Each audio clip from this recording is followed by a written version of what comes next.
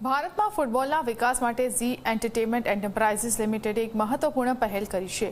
કંપનીએ દેશમાં ફૂટબોલને પ્રોત્સાહન આપવા માટે અને નવી પ્રતિભાઓને શોધવા માટે એક નવી યોજના જાહેર કરી છે, જે અંતર્ગત હવે ZEE5ના સબસ્ક્રાઇબર્સ પર આ મિશનમાં યોગદાન આપી શકે છે. શું છે સમગ્ર બાબત, જુઓ આ અહેવાલમાં.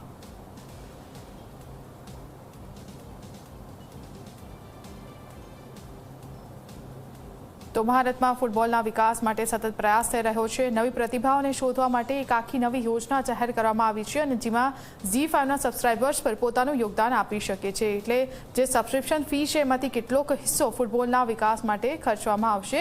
યુવા ખેલાડીઓને માર્ગદર્શન અપાશે. ફૂટબોલ જગતના જે માંધાતાઓ છે, દિગ્ગજો છે, એમને પણ આ જે આખી પહેલ છે તેમાં માર્ગદર્શન આપવા માટે વિશેષ રૂપે બોલાવવામાં આવશે. जेड नेटवर्क हमेशा से ही खेल और खिलाड़ियों के विकास को प्राथमिकता देता रहा है.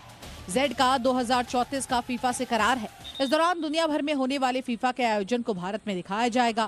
जेड नेटवर्क की हमेशा कोशिश रही है कि भारत में खिलाड़ी और खेल का विकास हो. इसके लिए नेटवर्क लगातार काम कर रहा है.